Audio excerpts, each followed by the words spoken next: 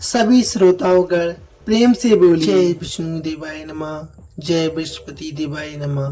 भक्तजनों, आज हम आपको इस वीडियो में सुनाने वाले हैं बृहस्पति देव की अनुपम कथा, जिसके स्मरण मात्र से समस्त पापों का नाश होता है और घर में सुख शांति का आगमन होता है। तो ऐसी दिव्य एवं हमेशा सुनी जाने वाली इस अनुपम कथा का आइए संपूर्णता अनुसरण करते हैं। प्रेम से बोलिए जय विष्णु देवाय नमः, जय बृहस्पति देवाय नमः। भक्तों, आपसे अनुरोध है, वीडियो को संपूर्ण ही देखिएगा, साथ ही लाइक शेयर अवश्य कीजिएगा, आपका बहुत धन्यवाद होगा। आइए भक्तों, शुरू करते हैं बृहस्पति देव महाराज की आज की अनुपम कथा। भारतवर्ष में एक प्रतापी और दानी राजा राज्य करता था। वह नित्य गरीबों और ब्राह्मणों की सहायता करता था। ये बात उसकी रानी को अच्छी नहीं लगती थी। वह न ही गरीबों को दान देना चाहती थी और न ही भगवान का पूजन करना चाहती थी, और राजा को दान देने से मना भी किया करती थी। एक दिन राजा शिकार खेलने वन को चले गए तो रानी महल में अकेली रह गई।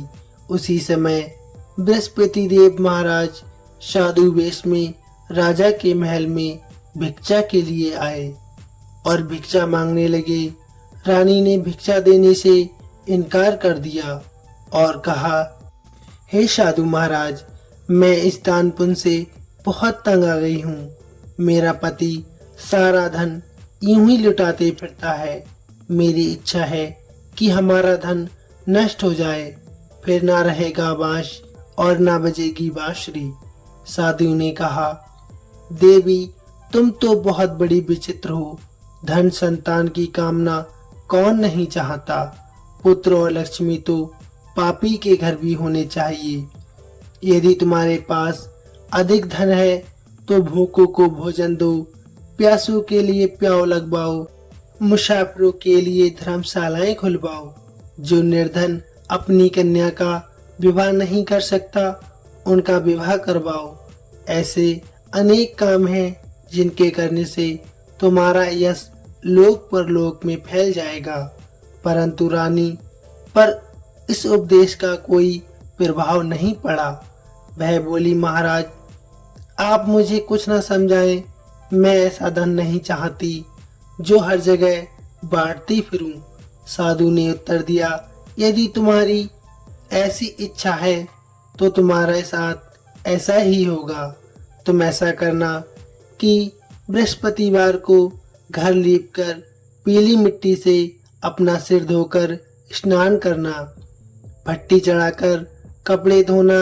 ऐसा करने से आपका सारा धन नष्ट हो जाएगा। इतना कहकर साधु महाराज वहां से आरोप हो गए।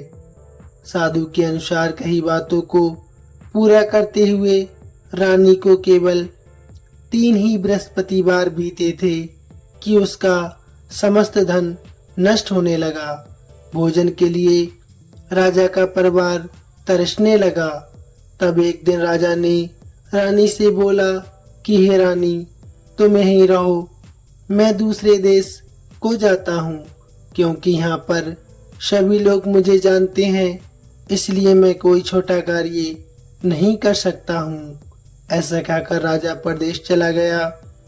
वहाँ जंगल से लकड़ी काट कर लाता और शहर में बेच देता था। इस तरह वह अपना जीवन व्यतीत करने लगा। इधर राजा के परदेश जाते ही रानी और दासी बहुत दुखी रहने लगी। एक बार जब रानी और दासी को 7 दिन तक बिना भोजन के रहना पड़ा तो रानी ने अपनी दासी से कहा, हे दासी, आप पास ही के नगर में मेरी बहन के पास चली जाओ। वह बहुत बड़ी धनवान है। तू उसके पास जाकर कुछ ले आ, ताकि थोड़ी बहुत गुजर बसर हो सके। दासी रानी की बहन के पास चली गई। उस दिन सौभाग्य से गुरुवार था और रानी की बहन उस समय बृहस्पतिवार व्रत की कथा सुन रही थी। दासी ने रानी की बहन को अपनी रानी का संदेश सुनाया, लेकिन रानी की बहन ने कोई उत्तर नहीं दिया। जब दासी को रानी की बहन का कोई उत्तर नहीं मिला तो वह बहुत दुखी मन से और क्रोध में आते हुए वापस आ गई। दासी ने वापस आकर रानी को सारी बात बता दी। सुनकर रानी ने अपने भाग्य को ही कोसा।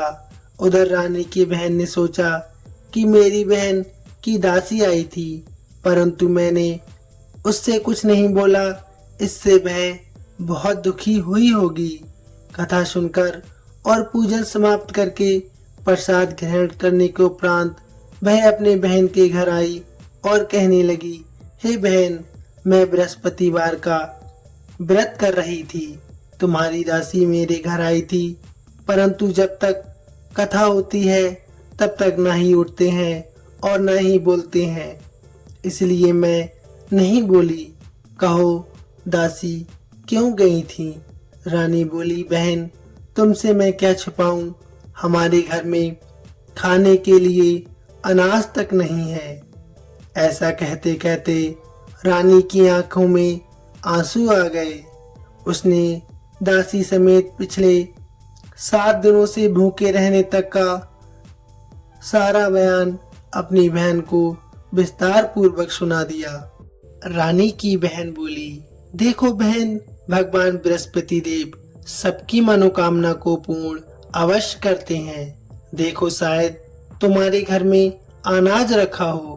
पहले तो रानी को विश्वास नहीं हुआ, पर बहन के आग्रह करने पर उसने अपनी दासी को अंदर भेजा तो उसे सचमुच अनाज से भरा एक घड़ा मिल गया। ये देखकर दासी को बड़ी हैरानी हुई। दासी रानी से कहने लगी, हे रानी, जब हमको भोजन नहीं मिलता तो हम व्रत ही तो करते हैं, इसलिए क्यों ना इनसे व्रत कथा और विधि पूछ ली जाए ताकि हम भी व्रत कर सकें। तब रानी ने अपनी बहन से बृहस्पतिवार व्रत के बारे में पूछा।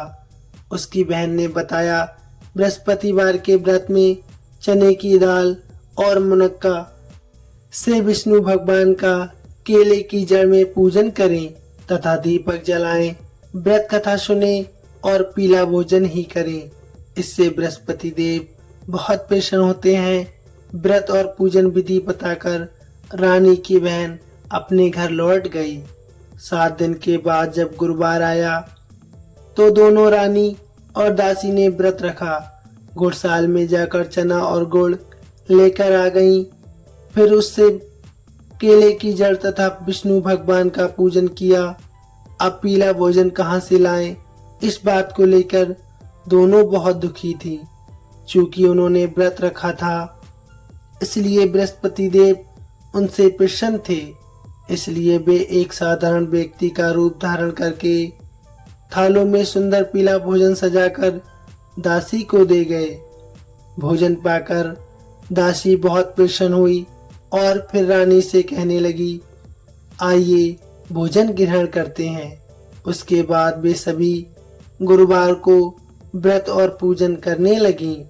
बृहस्पति भगवान की कृपा से उनके पास फिर से अपार धन संपत्ति आ गई, परंतु रानी फिर से पहले की तरह आलस करने लगी। तब दासी बोली, देखो रानी, तुम पहले भी इस प्रकार का आलस करती थी। तुम्हें धन रखने में कष्ट होता था, इस कारण सभी धन नष्ट हो गया, और जब अब भगवान बृहस्पति देव की कृपा से धन मिला है तो तुम्हें फिर से आलस होता है। रानी को समझाते हुए दासी कहती है कि बड़ी मुसीबतों के बाद हमने ये धन पाया है, इसलिए हमें दान पुण्य करना चाहिए, भूखे मनुष्यों को भोजन करवाना चाहिए और धन को शुभ कार्यों में खर्च करना चाहिए, जिससे तुम्हारे कुल का यश बढ़ेगा, स्वर्ग की प्राप्ति होगी और पितृ प्रसन्न होंगे। दासी की बात सुनकर रानी अपना धन शुभ कार्यों में खर्च करने लगी, जिससे पूरे नगर में उसका यश फैलने लगा। बृहस्पतिवार व्रत कथा के बाद श्रद्धा के साथ आरती की जानी चाहिए।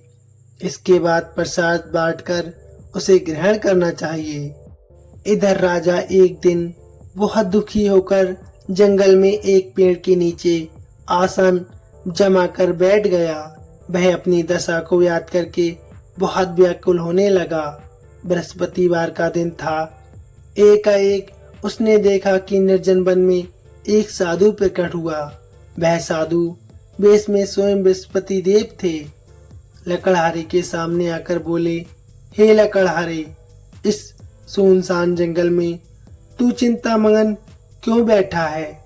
लकड़हारे ने दोनों हाथ जोड़कर प्रणाम किया और उत्तर दिया, महात्मा जी, आप सब कुछ जानते हैं, मैं क्या कहूँ। ये कहकर वह जोर जोर से रोने लगा और साधु महाराज को अपनी आत्मकथा सुनाने लगा। महात्मा जी ने कहा, तुम्हारी स्त्री ने बृहस्पति भगवान का अपमान किया था, जिसके कारण रुष्ट होकर उन्होंने तुम्हारी ये दशा कर दी थी। अब तुम चिंता मत करो, मेरे कहने पर चलो, मैं तुम्हारे सारे कष्ट दूर कर दूंगा और भगवान पहले से भी अधिक संपत्ति देंगे। तुम बृहस्पति के दिन कथा किया करो, 2 पैसे के चने मुनक्का लाकर उसका प्रसाद बनाया करो और शुद्ध जल से लोटे में शक्कर मिलाकर अमृत तैयार किया करो। कथा के पश्चात अपने सारे परिवार और सुनने वाले प्रेमियों में अमृत व प्रसाद बांटकर आप भी ग्रहण किया करो। ऐसा करने से भगवान तुम्हारी सब मनोकामनाएं अवश्य पूर्ण करेंगे। साधु के ऐसे वचन सुनकर लकड़हारा बोला, हे प्रभु, मुझे लकड़ी बेचकर इतना पैसा नहीं मिलता जिससे मैं भोजन के उपरांत कुछ बचा सकूं। मैंने रात्रि में अपनी स्त्री को व्याकुल देखा है। मेरे पास कुछ भी नहीं है जिससे मैं उसकी खबर मंगा सकूं। साधु ने कहा, हे लकड़हारे, तुम किसी बात की चिंता मत करो। बृहस्पति के दिन तुम रोजाना की तरह लकड़ियां लेकर शहर को जाना।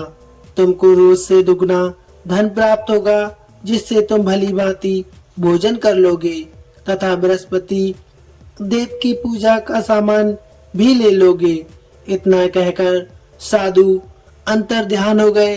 धीरे धीरे समय व्यतीत होने पर फिर बृहस्पतिवार का दिन आया। लकड़हारा जंगल से लकड़ी काटकर किसी शहर में बेचने गया। उसे उस दिन और दिन से अधिक पैसा मिला। राजा ने चना गुड़ आदि लाकर गुरुवार का व्रत किया। उस दिन से उसके सभी कलेश दूर होने लगे। परंतु जब दोबारा गुरुवार का दिन आया तो बृहस्पतिवार का व्रत करना वह भूल गया। इस कारण बृहस्पति देव नाराज हो गए। उस दिन उस नगर के राजा ने विशाल यज्ञ का आयोजन किया था तथा शहर में ये घोषणा करवा दी थी, कोई भी मनुष्य अपने घर में भोजन ना बनाए, ना आग जलाए। समस्त जनता मेरे यहाँ पर भोजन करने आए।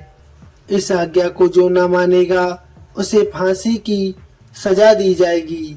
इस तरह घोषणा संपूर्ण नगर में करवा दी गई। राजा की आज्ञा अनुसार शहर के सभी लोग भोजन करने गए, लेकिन लकड़हारा कुछ देर से पहुंचा, इसलिए राजा उसको अपने साथ अपने घर ले गए और ले जाकर भोजन करा रहे थे तो रानी की दृष्टि उस खूंटी पर पड़ती है जिस पर उसका हार लटका हुआ था। वह वहां पर दिखाई नहीं दिया। रानी ने निश्चय किया कि मेरा हार इस मनुष्य ने चुरा लिया है। उसी समय सिपाहियों को बुलाकर उसको कारागार में डलवा दिया गया। जब लकड़हारा कारागार में पड़ गया और बहुत दुखी होकर विचार करने लगा कि ना जाने कौन से पूर्व जन्म के कर्म से मुझे ये दुख प्राप्त हुआ है। उसी साधु को याद करने लगा जो जंगल में मिला था। उसी समय तत्काल बृहस्पति देव साधु के रूप में प्रकट हुए और उसकी दशा को देखकर कहने लगे, अरे मूर्ख, तूने बृहस्पति देव की कथा नहीं करी, इस कारण तुझे दुख प्राप्त हुआ है। अब चिंता मत कर, बृहस्पतिवार के दिन कारागार के दरवाजे पर 4 पैसे पड़े मिलेंगे तुझे। उनसे तू बृहस्पति देव की पूजा करना, तेरे सभी कष्ट दूर हो जाएंगे। बृहस्पतिवार के दिन उसे 4 पैसे पड़े मिले। लकड़हारे ने कथा कही। उसी रात्रि को बृहस्पति देव महाराज ने उस नगर के राजा को स्वप्न में आकर कहा, हे राजा, तुमने जिस आदमी को कारागार में बंद कर दिया है वह निर्दोष है, वह राजा है, उसे छोड़ देना। रानी का हार उसी खूंटी पर लटका मिलेगा। अगर तू ऐसा नहीं करेगा तो मैं तेरे सारे राज को नष्ट कर दूंगा। इस तरह रात्रि के स्वप्न को देखकर राजा प्रातःकाल उठा और खूंटी पर हार देखकर लकड़हारे को बुलाकर क्षमा मांगी तथा लकड़हारे को योग सुंदर वस्त्र आभूषण देकर विदा कर दिया। बृहस्पति देव की आज्ञा अनुसार लकड़हारा अपने घर को चल दिया। राजा जब अपने नगर के निकट पहुंचा तो उसे बड़ा आश्चर्य हुआ। नगर में पहले से अधिक बाग, तालाब, कुएं तथा बहुत सी धर्मशाला, मंदिर आदि बन गई हैं। राजा ने पूछा, ये किसका बाग और धर्मशाला है? तब नगर के सब लोग कहने लगे, ये सब रानी और बांदी के हैं। तो राजा को बहुत आश्चर्य हुआ और गुस्सा भी आया। जब रानी ने ये खबर सुनी कि राजा आ रहे हैं तो उन्होंने बांदी से कहा, हे दासी, देख राजा हमको कितनी बुरी हालत में छोड़ गए थे। हमारी ऐसी हालत देखकर वह लौट ना जाए, इसलिए तू जा, दरवाजे पर खड़ी हो जा। आज्ञा अनुसार दासी दरवाजे पर खड़ी हो गई। राजा आए, उन्हें अपने साथ लेवाकर ले आई। तब राजा ने क्रोध करके अपनी रानी से पूछा कि ये धन तुम्हें कैसे प्राप्त हुआ? तब उन्होंने कहा, हमें ये धन सब बृहस्पति भगवान की कृपा से प्राप्त हुआ है। राजा ने निश्चय किया कि 7 रोज बाद तो बृहस्पति देव का पूजन करते हैं, परंतु प्रतिदिन 3 बार कहानी तथा रोज व्रत किया करूंगा। अब हर समय राजा के दुपट्टे में चने की दाल बंधी रहती तथा दिन में 3 बार कहानी कहता। एक रोज राजा ने विचार किया कि चलो अपनी बहन के यहाँ हो आमे। इस तरह निश्चय किया। राजा घोड़े पर सवार होकर अपनी बहन के यहाँ चलने लगा। मार्ग में उसने देखा कि कुछ आदमी एक मुर्दे को लेकर जा रहे हैं। उन्हें रोककर राजा कहने लगा, भाइयों, मेरी बृहस्पति देव महाराज की कथा सुन लो। वे बोले, हमारा तो आदमी मर गया है, इसको अपनी कथा की पड़ी है। परंतु कुछ आदमी बोले, अच्छा कहो, हम तुम्हारी कथा भी सुनेंगे। राजा ने दाल निकाली और जब कथा आदि हुई कि मुर्दा हिलने लगा और जब कथा समाप्त हो गई तो राम राम करके मनुष्य उठकर खड़ा हो गया। आगे मार्ग में उसे एक किसान खेत में हल चलाता मिला। राजा ने उसे देखा और उससे कहा, अरे भैया, तुम मेरी बृहस्पतिवार की कथा सुन लो। किसान बोला, जब तक मैं तेरी कथा सुनूंगा तब तक मैं 4 हरैया और जोत लूंगा। जा अपनी कथा किसी और को सुनाना। इस तरह राजा आगे चलने लगा। राजा के हटते ही बैल पछाड़ खाकर गिर गया तथा किसान के पेट में बड़ी जोर का दर्द होने लगा। उसी समय उसकी माँ रोटी लेकर आई। उसने जब ये देखा तो अपने पुत्र से सवाल पूछा और बेटे ने सभी हाल कह दिया। तो बुढ़िया माई दौड़ी दौड़ी उस घुड़सवार के पास गई और उससे बोली कि मैं तेरी कथा सुनूंगी, तू अपनी कथा मेरे खेत पर चलकर ही कहना। राजा ने बुढ़िया के खेत पर जाकर कथा कही, जिसके सुनते ही बैल उठ खड़े हुए तथा किसान के पेट का दर्द भी बंद हो गया। राजा अपनी बहन के घर पहुंचा। बहन ने भाई की खूब खातिरदारी की। दूसरे रोज प्रातःकाल वह जागा तो वह कहने लगा, सब लोग भोजन कर रहे हैं। राजा ने अपनी बहन से कहा, ऐसा कोई मनुष्य है जिसने भोजन नहीं किया हो? मेरी बृहस्पतिवार की कथा सुन ले। बहन बोली, हे भैया, ये देश ऐसा ही है कि पहले यह लोग भोजन करते हैं, बाद में अन्य काम करते हैं। अगर कोई पड़ोस में हो तो मैं देख कर रहा हूँ। वह ऐसा कहकर देखने चली गई, परंतु उसे कोई ऐसा व्यक्ति नहीं मिला जिसने भोजन न किया हो। अतः वह एक कुमार के घर गई जिसका लड़का बीमार था। उसे मालूम हुआ कि उसने 3 रोज से कुछ भी भोजन नहीं किया है। रानी ने अपनी भाई की कथा सुनने के लिए कुमार से कहा। वह तैयार हो गया। राजा ने जाकर बृहस्पतिवार की कथा कही, जिसके सुनकर उसका लड़का बिल्कुल ठीक हो गया। अब तो राजा की प्रशंसा होने लगी। एक रोज राजा ने अपनी बहन से कहा कि बहन, हम अपने घर को जाएंगे, तुम भी तैयार हो जाओ। राजा की बहन ने अपनी सास से कहा। सास ने कहा, हाँ चली जाओ, परंतु अपने लड़कों को मत ले जाना, क्योंकि तेरे भाई के कोई औलाद नहीं है। बहन ने अपने भाई से कहा, हे भैया, मैं तो चलूंगी, पर कोई बालक नहीं जाएगा। राजा बोला, जब कोई बालक नहीं चलेगा तब तुम भी क्या करोगी? बड़े दुखी मन से राजा अपने नगर लौट आया। राजा ने अपनी रानी से कहा, हम निर्वंशी हैं, हमारा मुंह देखने का धर्म नहीं है और कुछ भोजन आदि नहीं किया।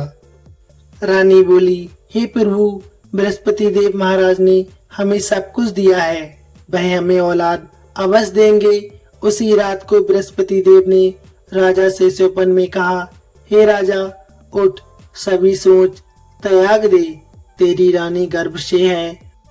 ये बात सुनकर राजा को बहुत खुशी हुई। 9वें महीने में उसको गर्भ से एक सुंदर पुत्र पैदा हुआ। तब राजा बोला, हे रानी, स्त्री बिना भोजन के रह सकती है, परंतु बिना कहे नहीं रह सकती। जब मेरी बहन आए तो मुझसे कुछ मत कहना। रानी ने सुनकर हाँ कर दिया। जब राजा की बहन ने यह शुभ समाचार सुना तो वह बहुत खुशी हुई और बधाई देने चली आई। भाई के यहाँ आई, तभी रानी ने कहा, घोड़ा चढ़कर नहीं आई, गधा चढ़ी आई। राजा की बहन बोली, भाभी, मैं इस प्रकार न कहती तो तुम्हें औलाद कैसे मिलती? बृहस्पति देव ऐसे ही है, जैसी जिसकी मन में कामना होती है सभी को पूर्ण करते हैं। जो सद्भावना पूर्वक बृहस्पतिवार का व्रत करता है एवं कथा सुनता है, पढ़ता है, दूसरों को सुनाता है, बृहस्पति देव उसकी सभी मनोकामनाएं पूर्ण करते हैं। भगवान बृहस्पति देव उसकी सदैव रक्षा करते हैं। संसार में जो मनुष्य सद्भावना से भगवान जी का पूजन व्रत सच्चे हृदय से करता है तो उनकी सभी मनोकामनाएं अवश्य पूर्ण होती हैं। जैसी सच्ची भावना से रानी और राजा ने उनकी कथा का गुणगान किया तो उनकी सभी इच्छाएं भगवान जी ने पूर्ण की थी। इसलिए पूर्ण कथा सुनने के बाद प्रसाद लेकर जाना चाहिए। हृदय से उनका मनन करते हुए जयकारा बोलना चाहिए। बोलिए बृहस्पति महाराज की जय, भगवान विष्णु की जय। कमेंट में अवश्य लिखिए जय विष्णु भगवान। दोस्तों, वीडियो कैसी लगी प्लीज कमेंट में अवश्य बताइए। धन्यवाद।